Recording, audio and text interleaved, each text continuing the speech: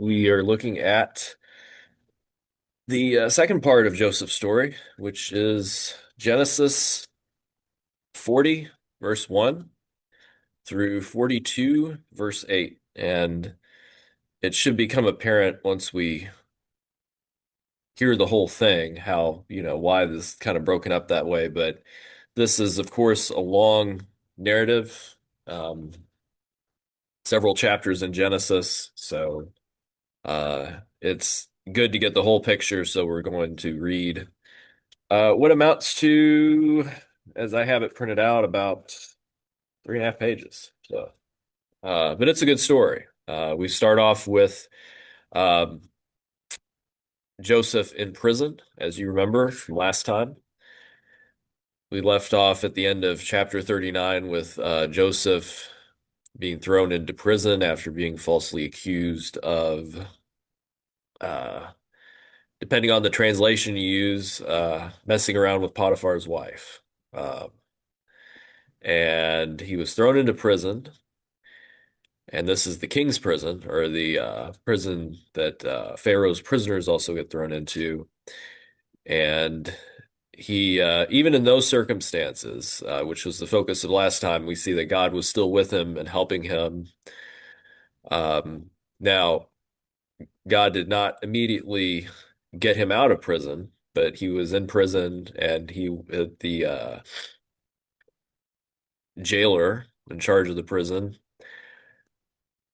pretty much left him to run the place because he was just God kind of blessed everything that Joseph did um, and helped him along the way. So we pick up in 40 verse 1, and Bill is reading.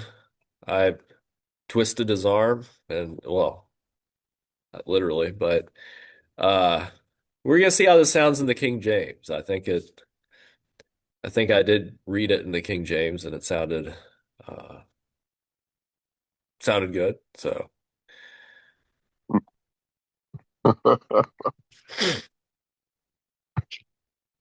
And it came to pass after these things that the butler of the king of Egypt and his baker had offended their lord, the king of Egypt. And Pharaoh was wroth against two of his officers, against the chief of the butlers and against the chief of the bakers. And he put them in ward in the house of the captain of the guard, into the prison, the place where Joseph was bound. And the captain of the guard charged Joseph with them, and he served them, and they continued a season in ward. And they dreamed a dream, both of them, each man his dream in one night, each man according to the interpretation of his dream. The butler and the baker of the king of Egypt, each were bound in the prison. And Joseph came in unto them in the morning and looked upon them, and behold, they were sad. And he asked Pharaoh's officers that were with him in the ward of his lord's house, saying, Wherefore look ye so sadly today? And they said unto him, We have dreamed a dream, and there is no interpreter of it. And Joseph said unto them, Do not interpretations belong to God? Tell me them, I pray you. And the chief butler told his dream to Joseph, and said to him, In my dream, behold, a vine was before me, and in the vine were three branches, and it was as though it budded, and her blossoms shot forth, and the clusters thereof brought forth ripe grapes. And Pharaoh's cup was in my hand, and I took the grapes, and pressed them into Pharaoh's cup, and I gave the cup into Pharaoh's hand. And Joseph said unto him, This is the interpretation of it. The three branches are 3 days, yet within 3 days shall Pharaoh lift up thine head and restore thee unto thine place. And thou shalt deliver Pharaoh's cup into his hand after the former manner when thou wast his butler. But think on me when it shall be well with thee, and shew kindness, I pray thee, unto me, and make mention of me unto Pharaoh, and bring me out of this house. For indeed I was stolen away out of the land of the Hebrews, and here also have I done nothing that they should put me into the dungeon. When the chief baker saw that the interpretation was good, he said unto Joseph, I also was in my dream, and behold, I had 3 white baskets on my head, and in the uppermost basket there was all manner of baked meats for Pharaoh, and the birds did eat them out of the basket upon my head. And Joseph answered and said, This is the interpretation thereof. The 3 baskets are 3 days. Yet within 3 days shall Pharaoh lift up thy head from off thee, and shall hang thee on a tree, and the birds shall eat thy flesh from off thee.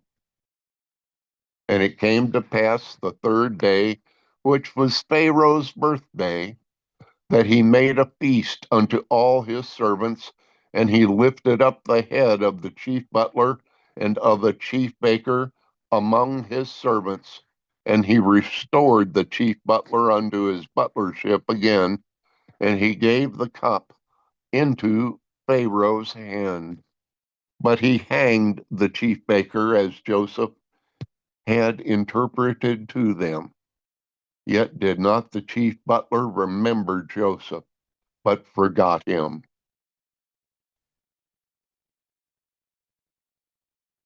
And it came to pass at the end of 2 full years that Pharaoh dreamed, and behold, he stood by the river, and behold, there came up out of the river 7 well-favored, kin and fat-fleshed, and they fed in a meadow. And behold, 7 other kine came up after them out of the river, ill-favored and lean-fleshed, and stood by the other kine upon the brink of the river. And the ill-favored and lean-fleshed kine did eat up the 7 well-favored and fat kine. So Pharaoh awoke, and he slept and dreamed the second time. And behold, 7 ears of corn came up upon one stalk, rank and good. And behold, 7 thin ears, and blasted with the east wind, sprung up after them. And the 7 thin ears devoured the 7 rank and full ears. And Pharaoh awoke, and behold, it was a dream. And it came to pass in the morning that his spirit was troubled, and he sent and called for all the magicians of Egypt and all the wise men thereof. And Pharaoh told them his dream, but there was none that could interpret them unto Pharaoh. Then spake the chief butler unto Pharaoh, saying, I do remember my faults this day. Pharaoh was wroth with his servants, and put me in guard in the captain of the guard's house, both me and the chief baker. And we dreamed a dream in one night, I and he. We dreamed each man according to the interpretation of his dream. And there was there with us a young man, an Hebrew servant to the captain of the guard. And we told him, and he interpreted to us our dreams, to each man according to his dream he did interpret. And it came to pass, as he interpreted to us, so it was. Me he restored unto mine office, and him he hanged. Then Pharaoh sent and called Joseph, and they brought him hastily out of the dungeon. And he shaved himself, and changed his raiment, and came unto Pharaoh. And Pharaoh said unto Joseph, I have dreamed a dream, and there is none that can interpret it. And I have heard say of thee that thou canst understand a dream to interpret it. And Joseph answered Pharaoh, saying, It is not in me. God shall give Pharaoh an answer of peace. And Pharaoh said unto Joseph, In my dream, behold, I stood upon the bank of the river, and behold, there came up out of the river 7 kine, fat-fleshed and well-favored, and they fed in a meadow. And behold, 7 other kine came up after them, poor and very ill-favored, and lean-fleshed, such as I never saw in all the land of Egypt for badness. And the lean and the ill-favored kine did eat up the first 7 fat kine. And when they had eaten them up, it could not be known that they had eaten them, but they were still ill-favored, as at the beginning. So I awoke.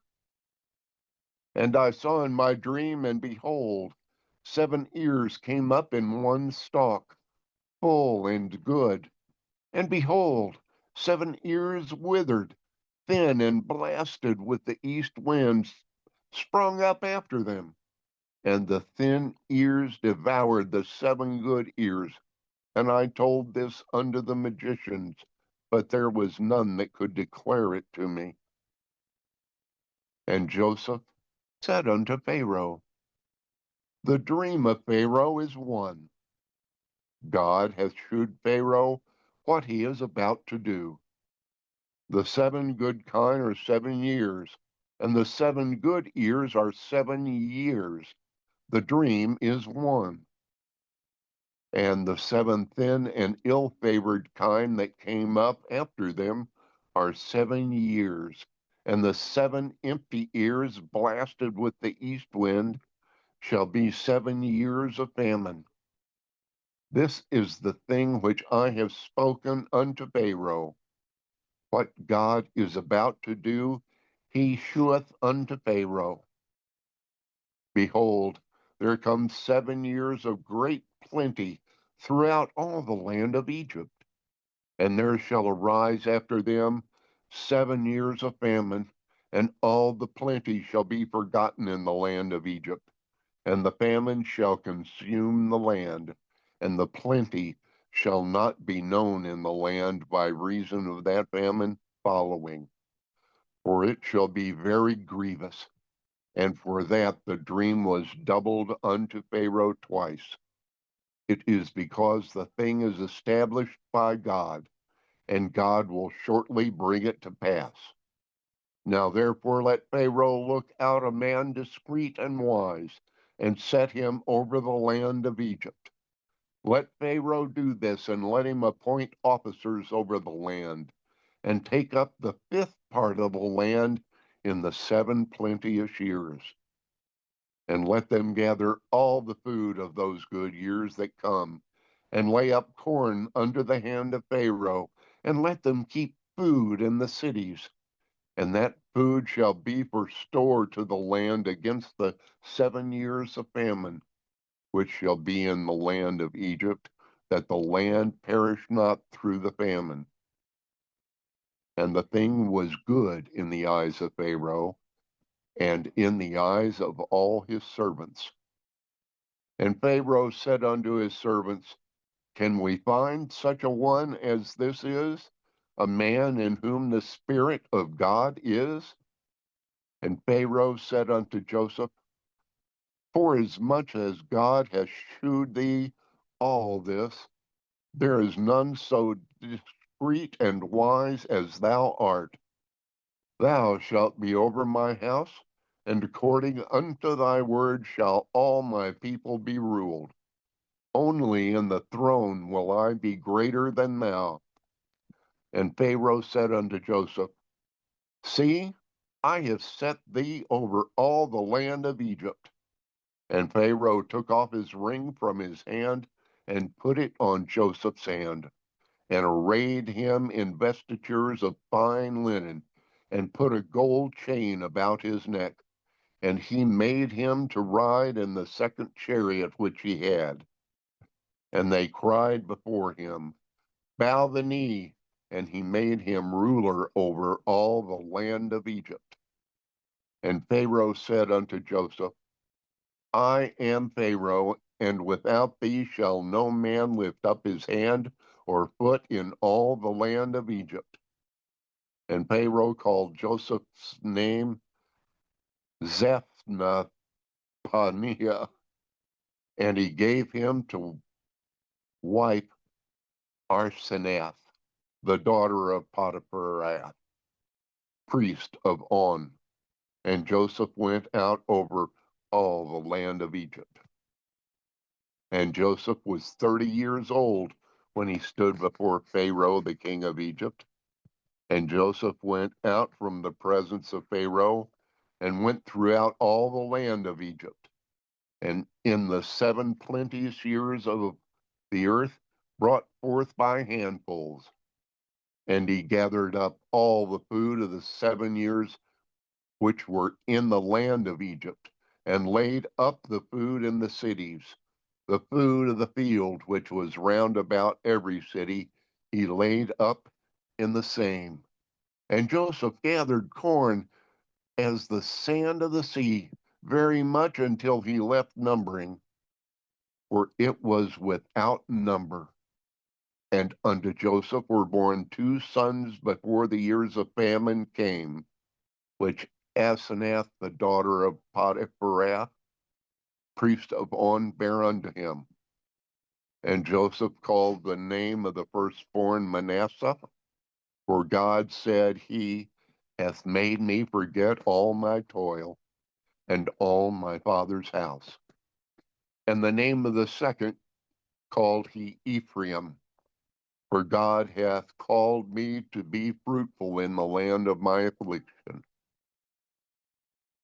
And the 7 years of plenteous that was in the land of Egypt were ended, and the 7 years of dearth began to come, according as Joseph had said, and the dearth was in all lands, but in the land of Egypt there was bread. And when all the land of Egypt was famished, the people cried to Pharaoh for bread, and Pharaoh said unto all the Egyptians, Go unto Joseph, what he saith to you do. And the famine was over all the face of the earth. And Joseph opened all the storehouses and sold unto the Egyptians, and the famine waxed sore in the land of Egypt.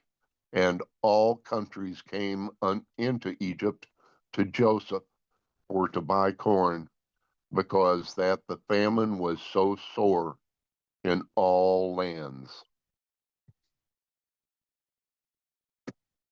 Now, when Jacob saw there was corn in Egypt, Jacob said to his sons, Why do ye look one upon another? And he said, Behold, I have heard that there is corn in Egypt. Get ye down thither and buy for us from thence, that we may live and not die. And Joseph's 10 brethren went down to buy corn in Egypt. But Benjamin, Joseph's brother, Jacob sent not with his brethren, for he said, Lest peradventure mischief befall him. And the sons of Israel came to buy corn among those that came, for the famine was in the land of Canaan. And Joseph was the governor over all the land, and he it was that sold to all the people of the land. And Joseph's brethren came and bowed down themselves before him with their faces to the earth. And Joseph saw his brethren, and he knew them, but made himself strange unto them, and spake roughly unto them. And he said unto them, Whence come thee? And they said, From the land of Canaan to buy food. And Joseph knew his brethren, but they knew not him.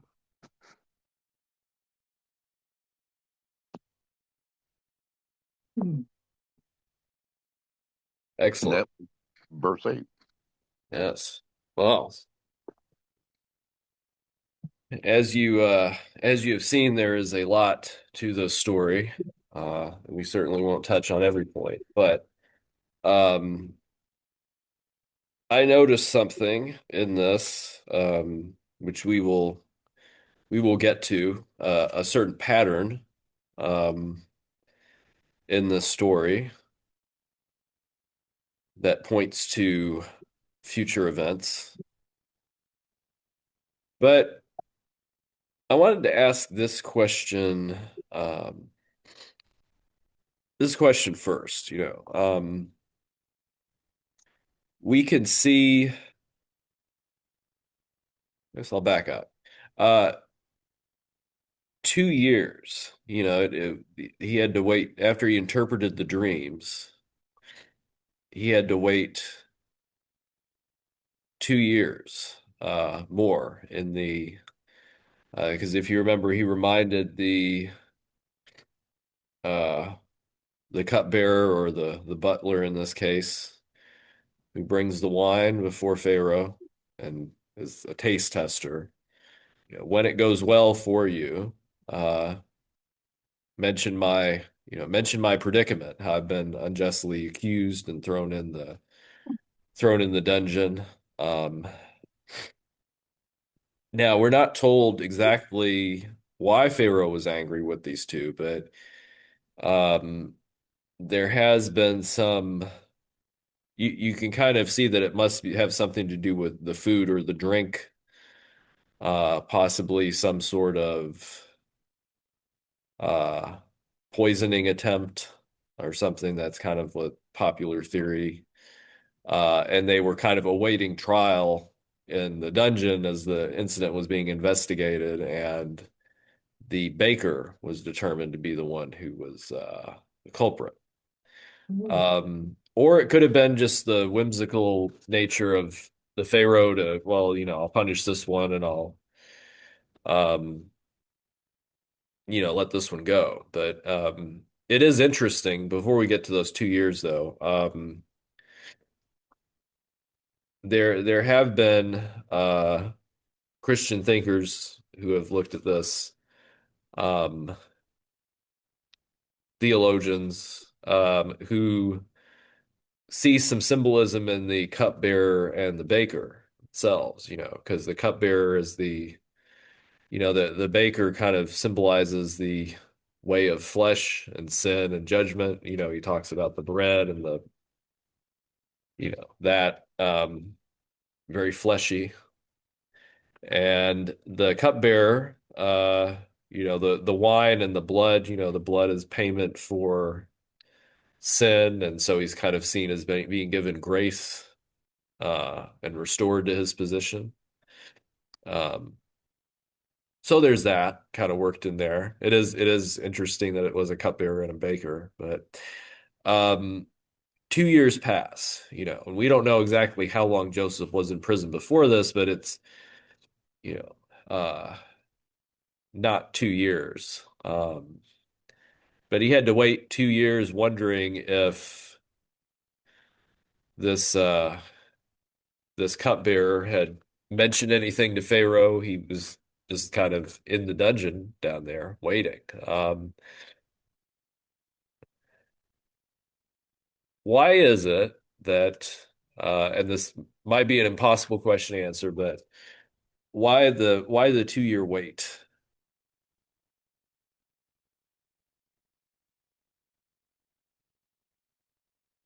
And there must be something to it because it does mention specifically he had to wait 2 years, and that is, you know, uh, over 700 days. I mean, it's not a short amount of time to be waiting and not knowing um, what is going to happen.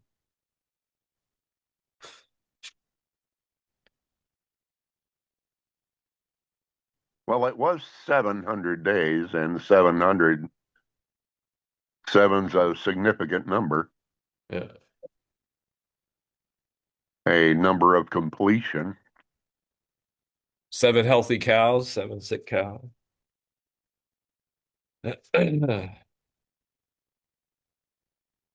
Now, there are those, there are those 7 years, 7 years of plenty, 7 years of famine. Um, but yeah, I wonder about those, those 2 years. We're not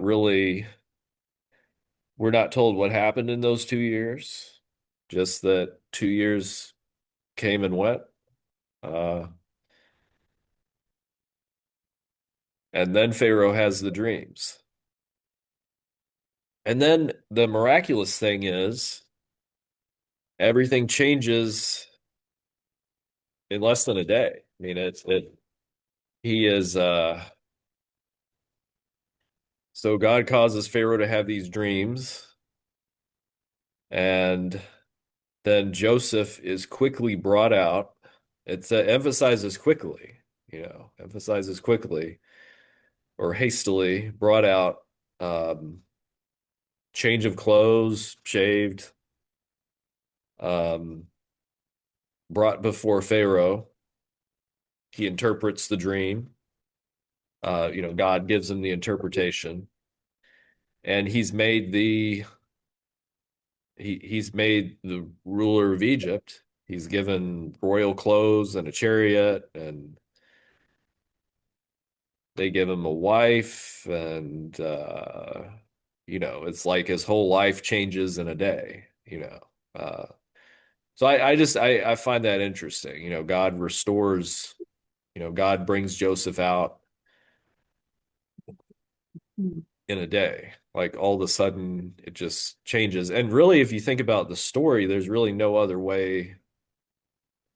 This was probably something that never happened because Egyptian society, as I understand it, was notorious for being very stratified. If you were of a certain class, and at least that's what they taught us in school, you didn't, the reason it was such it was a very stable society, but it was also in the sense, if you were of a particular level, you didn't, but Joseph went from the bottom to the top, really. I mean, in a day. Um, but it makes sense how, when you read the story, it does make sense how that happened, but um, it's still, if you really think about it and put yourself in that place, I don't know. The timeline, though, I mean, what do you make of it? What do you all think of just how he's brought out and put in this position just like in a day? I would like to say something about the 2 years. Oh yeah. Really, it, the only thing really is we all do that. I do that in my life at least. Just to have something in my mind, it doesn't mean that I jump and do it right away. And we forget. We forget because we don't need to remember. He did not remember until something happened.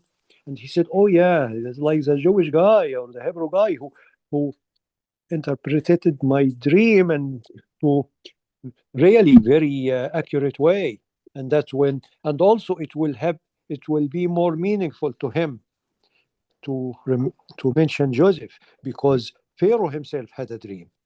Hmm. So I mean, the reason was there, and he did not remember that reason until it happened. It took 2 years, uh, and for it to happen in one day, I mean, it could be 2 3 days because no, actually, there is no difference between one day and 3 days. But yeah, Joseph was raised up right away. And the meaning to me is that if I'm in prison for 13 years and I pray to God, He is just His timing. And a lot of time is different from our timing. So, any other thoughts? Yeah.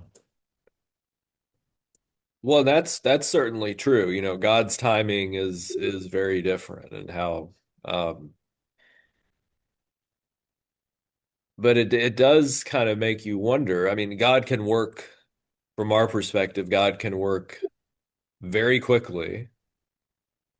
And this is about as fast of a rise to Mhm. power as you could get. Yeah.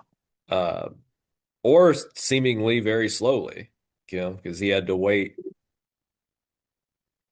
2 years with, you know, just kind of you had these two guys that came down that it kind of seemed like an opportunity to, you know, get a message out about what was going on with him. But, you know, they came and went and his life just kind of went on like it had been. Um, so I think it, I mean, it certainly does speak to how God often works in our lives in those two different ways. And, you know, we sometimes have questions. Why did this take so long? Why did, you know, how did God do that so quickly? Just kind of out of, uh, Bill, you look like you have a thought. Well, there's the two events, him being brought up out of prison and um, uh, telling about the interpreting the events, and then being raised uh, to a position of responsibility, uh, to be like Pharaoh, and in that quick turnaround, and I think uh, uh, how much time and power and what would have to happen for him to have the power to uh, turn uh, Joseph into the power needed to uh, govern over Egypt, to set up all this, uh, um, to prepare for the 7 years of uh, plenty and famine. And he'd really have to hustle to get things set up for the 7 years of plenty, because I'm presuming that they would be at least nearing the beginning of the 7 years of plenty.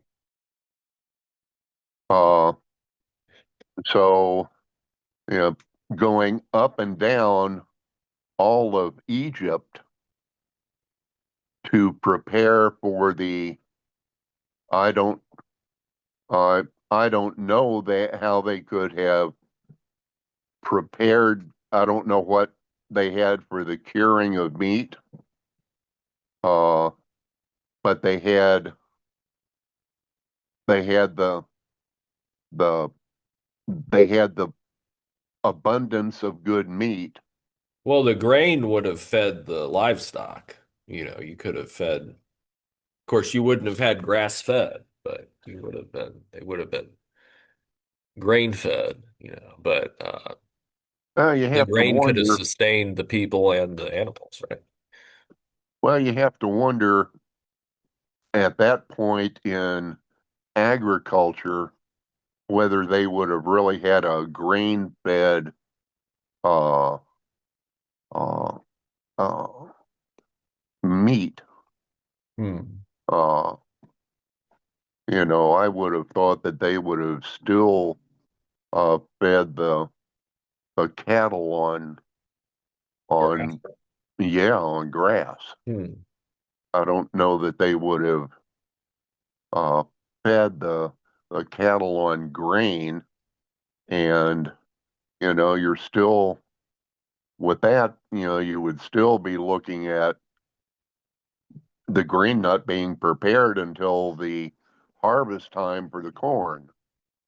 Well, yeah, So that would certainly be an engineering feat, storing all of that. And, but I guess if they they would, built the pyramids, they could. uh, so there would have to be the place to store all the corn, and uh, they would have to be focusing on feeding the people the meat uh, for those 7 years, and then uh, so there would that be that whole plan up and down the Nile, which would have been a feat in itself because the Nile Valley would be a really time consuming place to have to travel over and govern. So I would think that his wife, I don't know whether his wife would have traveled with him or not, but he had time to have two kids. Yeah. Uh, Um, uh, so, Now I know the uh, King James does say corn, but I guess depending on which translation you use, they yeah, use a different, some of them just say grain. yeah, would it have been rice, wheat, or corn? um, Spelt. I don't know, but Yeah. uh, it would have been an adventure, Yeah. no matter what kind of grain it would have been. I grew up with the Arabic translation only, certainly, and it's grain. That's how it's in Arabic. And really, there would be no reason to really seriously store during the 7 plenty years, unless if there is a knowledge and a belief that it will be followed by seven dry hunger years. And what also I thought just today upon reading that Joseph heard the dreams and he gives the interpretation, but he has no knowledge actually or suggestion for him to suggest what they should do. But yet, I think because of God's Spirit in him or the Holy Spirit in him, he was guided to say, since this will happen, you need to do so and so and so. And this vision, what qualified him by Pharaoh and the other officials to say, well, no one can do this except the one who really had the knowledge and the interpretation. So it's really impressive, not just the interpretation, which is from heaven, as he said, but the suggestion of what they should do. And to do it, as Bill said, it's no easy job because there were no steamboats or, just and he did it very good to a way that they used to come from foreign lands and the all around the country, I guess, to get it. So Well, like you were saying, he convinced Pharaoh. Um, and I mean, that's another uh act of the Holy Spirit. It has to be because, you bring this guy, this guy out of the dungeon, yeah, uh, who's not, I mean, he's not even Egyptian. He's a slave that was thrown in a dungeon. You bring him up just on the word of the cupbearer, and he in in telling the interpretation, he shares what they needed to do, and there must have been something at work as far as the Holy Spirit impressing Pharaoh, God working in some way there because he convinces Pharaoh and the officials just in this short time. And this is not something again that they could necessarily test right away. He's saying this is going to happen, this is going to happen 7 years from now. we need to prepare for this thing that's going to happen 7 years from now. Um, and I was wondering too, and I'm not a Egypt expert per se, but uh, didn't they view Pharaoh as a deity? And you have Pharaoh acknowledging here that who Mhm. can we find that has the spirit of God in him? Yeah, Uh, yeah. And and Pharaoh is not the first one. I mean, Nebuchadnezzar said that to Daniel. He yeah. said, "Oh no, God is like Daniel's God." So and that's God's way of getting human beings, believer and non-believer, to witness for Him. So he essentially convinced Pharaoh that his God that showed him the the dream and the meaning of the dream is God. It Uh, depends on he believes that God is only one God or not, but at yeah. least he is deity and he is one of the gods, and like it or not, we should listen to him because we had seen his power, not just believe in it, but we had seen it. And well, you have these oh, firmly the phrase firmly decided by God. That kind of stuck out to Mm, me. mhm. You have these dreams that Joseph's life is full of dreams. The story starts with the dreams that he's sharing to Yeah.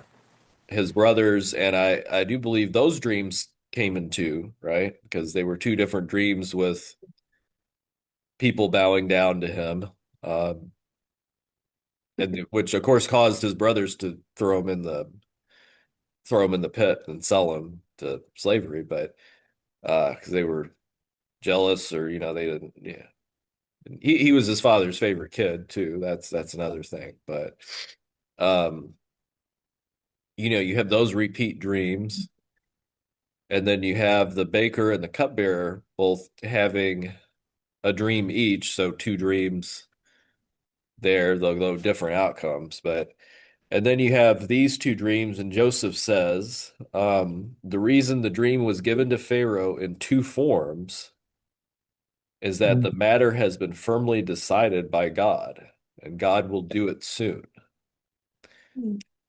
Um, so this does raise the question, um, what is firmly decided by God, and what is not? This probably could have fit in with the that series we did last year. We talked about the times in the Bible where it says God would say it directly, but it would say Moses, when Moses intercedes, or when there are some instances where it seems like God was going to do one thing, then God decided to do something else. But in this case, there are things that are firmly decided. Like this was part of the plan. Um, what do you make of that? I am not sure really if it's good for us or not, or that it's firmly decided by God. Because if we know it's firmly decided, then really we don't know what to do. If the decision's against us, we may not pray to just make it better because it's firmly decided. So maybe it's good that we don't know that. Well, we know that in What do you think? uh, Hebrew literature, things that are repeated, uh, that is a special emphasis. Firmly decided. Uh, so things that are said twice um, um, are emphasized and are really important. Um, um, and that's just something that we we need to pay attention to. And we're seeing that through this story in the twice told dreams. And to emphasize what you are saying, Bill, sometimes really God can reveal what He wants or His desire as well, or not just in two dreams, in two different forms, by two different people. So really, as I think I like that it's just emphasis, which means that if we ignore it first time, we shouldn't ignore it second time. Yes. Uh, it's something that I think a lot of times we won't necessarily desire to pay attention to.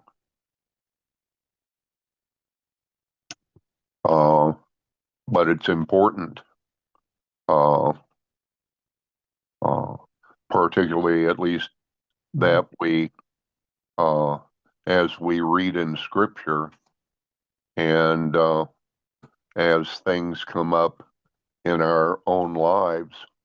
And I think as things come up in our own lives, it's more difficult to see. Mhm.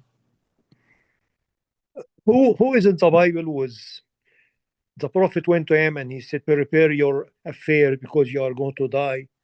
And he prayed and fasted and fasted and prayed, and God sent to him and he said, "I will postpone your death by 14 years." And he lived 14 more years. I don't remember the name now, but I think it was Thank you. Hezekiah. Hezekiah. I thought so, which means that even maybe even something decided by God, still He has the authority certainly to just postpone it or reverse it, which gives us hope always to seek and His interference. That's a good point, Magdi. I think Hezekiah prayed and God listened. I think Exactly. that's really, yeah. So it makes a difference when we pray to God. He he's a relational God, I guess. So he. Yeah, exactly. And if that He can, because then really, if He doesn't, then we accept it because it's not that because He can't. That's why it's just it's not time, it's not good, or just it's not it was not His will. Right.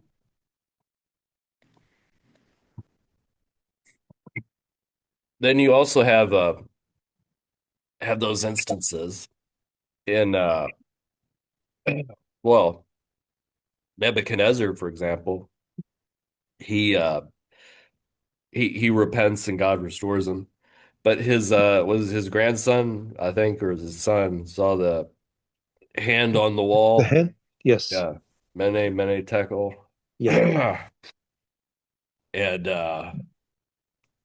when Daniel interprets that, so when Daniel tells Nebuchadnezzar before the hand in the wall, he says, God's gonna humble you and if you need to change your ways or you're gonna have to go through this experience and uh he ends up coming out the other side of that. But with the like it was the son or the grandson who saw the hand on the wall, he said, this night your kingdom's gonna be taken from you and given over to the Medes and the Persians and so that was very definite though. That was very mm, there wasn't really any room for. Now, we're not told if in that case before that he had other opportunities to kind of, other off ramps. But, God had certainly decided in his case, what was going to happen. And that was but already set in motion. But this story certainly points to future events. So I can certainly see how God was using just the story of Joseph's life and how it unfolded well um to point us to Jesus, to point us to the Messiah. And I'll kind of explain that a little bit. But the whole Old Testament, of course, points to Jesus and gives us clues about who got, what God's plan is to bring to restore us to relationship with God and to restore creation. After we were separated. But as I started looking at this, I started noticing more and more these similarities. Joseph was the he was the the son that the father lost, basically. And he was rejected by none other than what were the names of those brothers? The names of the tribes, right? He was rejected by the sons of Israel, right? Yeah. Which is interesting, who rejected Jesus, many of his own. Yes. He was unjustly accused and punished, even though he didn't do anything wrong. And he was put in Jesus was put in a tomb, Joseph was put in a dungeon. Dungeon. And quickly brought out. This could also talk about the resurrection, but this could also be talking about the return, because, things are kind of going on as they are, as Jesus talks about in the Gospels, that it's like the time of Noah, things are just kind of going as they are, then all of a sudden the flood comes and it changes everything, like that.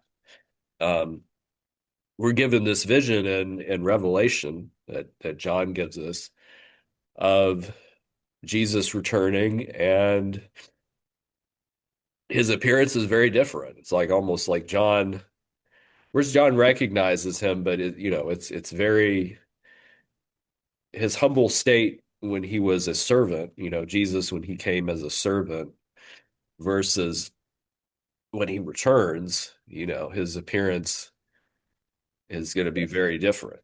No, he's the same person, but glorified, appearance. And there was something else. Oh, 30 years. Joseph enters the service of Joseph really starts to shine, I guess, or he starts to do fulfill his mission really at 30. Uh and it specifically mentions that. And it mentions when Jesus begins his ministry at 30 years. Um, so That's very interesting, William. I yeah. never heard that similarity or symbolism before, but I like it. It's very valid. Oh, Very valid. I'm sure it's come across to other people that I'm sure there are other people that have talked about it in a more Yeah. In a better way. But uh, everyone having to bow down to him, Mm. even the ones that rejected him, even his brothers that rejected him, and the people of the nations that were there in Egypt, everybody, Joseph was the one selling the grain, and he was the king, he was the ruler essentially, aside from Pharaoh. But uh, it says to say, every knee will bow and tongue confess, when you're talking about Jesus. So I don't know. There's just all these Yeah. all these similarities, and Jesus kind of knew that he is the Messiah. He is God in flesh. And Joseph knew certainly that he is innocent and in the dungeon. He didn't know if or when is he going to get out, but he knows that he knew that he was innocent, and he knew that it's not just a normal prison. He was in the dungeon. Yep. So Jesus also, he knew that he is son of God, and at the same time, but he knew that what's coming to him, that to be tortured and so on and so on, and be killed for 3 days until he rise again. So that's some difference, but there is similarity in them knowing that they were innocent too. Certainly. And remember, you have that illustration too at the beginning with the cupbearer and the baker being brought up. Mhm. Um, being brought up after 3 days and they face judgment, Yeah, 3 days. you know, very different fates for the cupbearer and the baker. And that's something else there that no, I don't well, I do believe that Joseph believed that God had a plan for his life and that um things would, God would see him through this. But I guess like a lot of the people in the Old Testament, you have these events that happen like with Moses, um, and a lot of the things in Moses's life that point to the Messiah. They weren't aware, really. I don't see how they could have been aware that, okay, well, the reason God's making me go through this and the reason Mhm. this is happening is because this is a foreshadowing and pointing to something that's going to happen much later. So that's something else to think about. How did Joseph, you think, how did he know that he will come out on the other side alive and well? Because just, I mean, there was certainly what I remember about Joseph really in my thinking growing up, that he waited a week, 2 weeks, because he knows that God will get him out. Well, Yeah. he started having doubt after 2 weeks, maybe Oh three yeah. weeks, 4 weeks, a year, 2 years. So really, you lose hope. I would for sure. Oh yeah. Because I mean, why would I believe? Because of a dream I saw that never materialized, a dream of my brothers worshiping me, that certainly it was just a dream. So really, he was in a tough spot, and he kept his faith and being nice. And when he saw two other prisoners who looked sad, he was concerned. And he said, "What's wrong with you today?" And he took them serious and tried to help them. So really, I admire him a lot. It does say something about his character that he showed concern for these the people in his care, the baker and the cupbearer. And he certainly didn't know when they were distraught, why they were distraught, and that, he would Yeah. get an opportunity to interpret their dream. But it does show kind of genuine concern. Yeah. Yeah, Uh, correct. and I guess, I wouldn't want to be the well, I mean, who knows if Joseph was angry with the chief cupbearer? I do kind of wonder that, later on, because like, hey, why'd you wait? Why'd you wait 2 years to tell Pharaoh about what? Uh, but yeah, Well, it all worked out in God's timing. it did. Yeah. And I think if the cupbearer remember Joseph right away, the way Joseph wished, and I would have wished, and we all have wished, so he doesn't have to be in prison for 2 more years, the ending will be different. He will not save Egypt. He will not have seen, or maybe Pharaoh would not have heard of him because he will be out of prison 2 years ago, and who knows.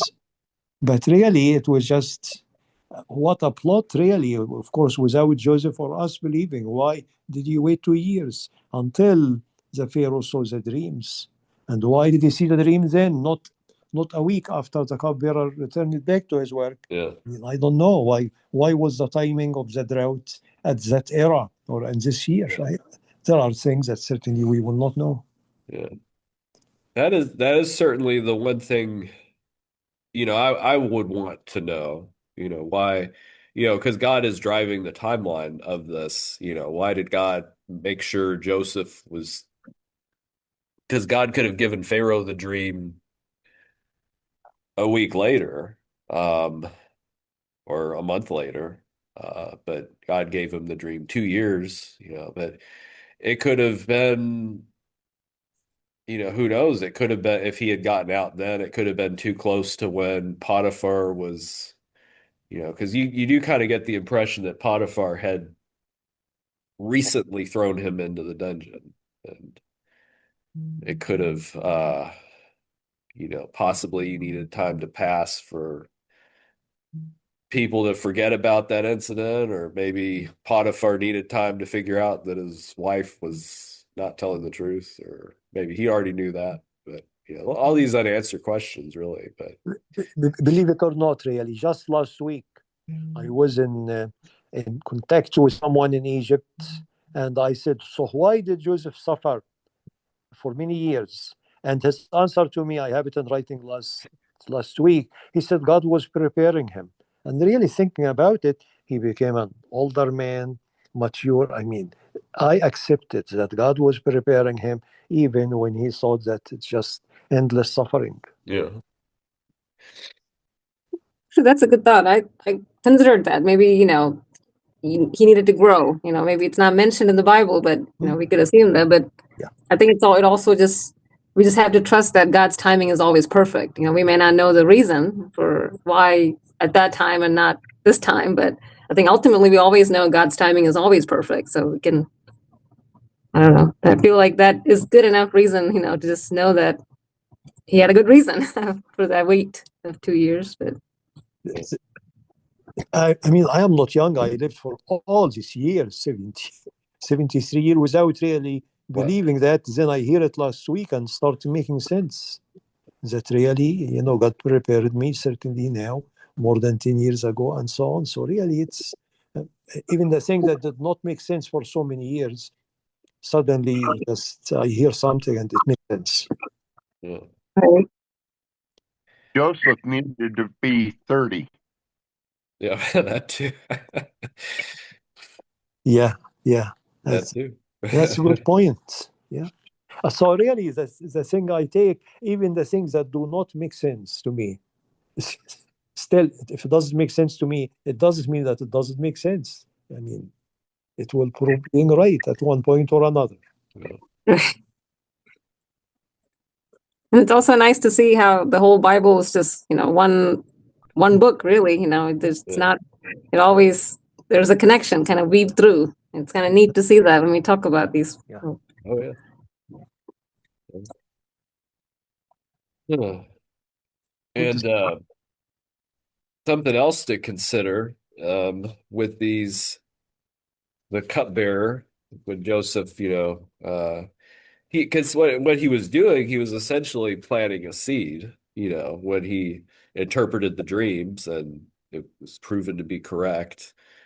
God let him plant that seed, but took 2 years to become what it was meant to be. But like in a lot of these cases, he showed genuine concern, and he interpreted the dream, and they went on. He didn't hear anything about it for 2 years. It just kind of reminds me of, the people that God brings into our life. Sometimes the people that we just have Mhm. brief interactions with, we don't think anything of it, but then, later on, sometimes we never realize, this side of things, how what we did mattered.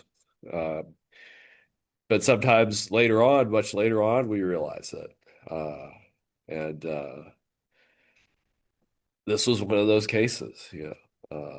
The fruits of this were not seen right away. And one thing about Joseph is, he certainly had a lot of opportunities to give up or to doubt that, maybe God had abandoned him or something like that. But he certainly, even in this time with the prison, you could certainly see that he had a lot of faith, that, he says, well, God gives interpretations of dreams, and if you tell me your dream, God will show me the interpretation. So he certainly had this awareness that God was with him, and he didn't give up, and that also kind of points to a lot of the things, as we mentioned, in our own lives that might not make sense.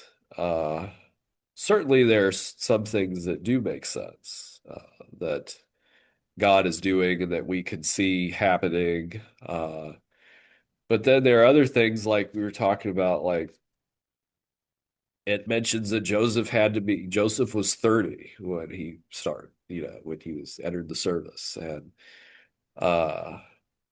he probably didn't know the significance of that, but later on, that would be an important thing that's anytime the Bible mentions a detail like that, especially with a number or so, it's very explicitly, it draws our attention. And it does that with Jesus when it says, when he was 30, he started his his ministry. And yeah, just being reminded of a lot of these important kind of lessons that God has a plan and a purpose. And even when we don't realize it or see it, and there's also this important note about being prepared in this story, because they were preparing for, they were preparing for 7 years, Mm. for this, what was going to come. And just kind of being ready and being, when the time came, Joseph was ready to go talk to Pharaoh and, to fulfill this role as the ruler of Egypt. And, the thanks to what God did through him, the whole country was, they were ready Yeah. when this time of famine came. And um, so that's, I guess you could kind of say the story of Noah that we talked about earlier, that was also kind of he's spending all this time building this ark, and for something no one had ever experienced before. And uh, that's that kind of that whole theme of, we don't know, talking about the return of Jesus. We can get a sense that maybe we're in the end times. We likely are, but to be ready either way. And not just be ready for that, but to be ready for what God is going to do in our lives, because something could happen tomorrow, some opportunity, something, and stay awake, uh, as they say, right? Before we finish talking about Joseph, I think Joseph had hopes when he interpreted the dreams to these two guys, and guess what? They took them out and they appointed one to go back and serve the wine to Pharaoh. So that said, hey, that's my day. That's what I was waiting for. God now will get me out because the interpretation of the dream was right. And he survived the cupbearer, and now he is working for Pharaoh. That's it. He will get me out. And then the biggest disappointment again. Just nothing happened for a week, 2 weeks, a month. So really, 2 years. It's just, uh, and I like when he was hurried to go to see Pharaoh, and certainly, as we see in the movies, he had long beard and maybe did not bathe for months or years, and he had to. I don't know what kind of clothes he had, and just he had to wear it up because he couldn't go like that, and they certainly allowed him. Something to see. I wish if we had seen that day, or Certainly, yeah. just I wish if I talked to Joseph one day to see his character. But the Yeah. thing also I would like to mention, he became a shrewd man, not just very kind. Because if I remember right, that during the 7 drought years, I don't know if you will read about that or not, he ended asking the Egyptians to give their crops, half of the crop, the land, their cows, until almost they became slaves to Pharaoh. So I mean, he was um, let them survive and give them grain, but he was taking things from them to become property of Pharaoh. So I mean, certainly that's not oh, the kind thing to do, but he was doing a business. So Yeah, just he became a shrewd man also. yeah. And how he tests his brothers too. That's Big time, yeah. because Maureen was wondering today. So as soon as he recognized them, he will not let them go. He had to keep the conversation going by saying, "Hey, you are spies. Hey, you are this, you are that." And certainly, I mean, just he became a shrewd man, as I'm saying. Yeah, Yeah, yeah. And we'll be talking about that actually next time. good. His reconciliation with his brothers and that whole explanation of, you meant this for, you meant to harm me, but God Mhm. meant for this, this to Yeah. happen so that many could be saved. And that'll be our passage we'll look at next time. Uh, um, so we'll wrap it up here unless we have uh any other thoughts. Mm. Great discussion. Thank you. Hopefully there's a voice filter that'll make me not sound like how I sound, but Uh, maybe there isn't. you sound good. Oh, thank you. Yeah. And as always, stay awake and be ready and Mhm. be watchful and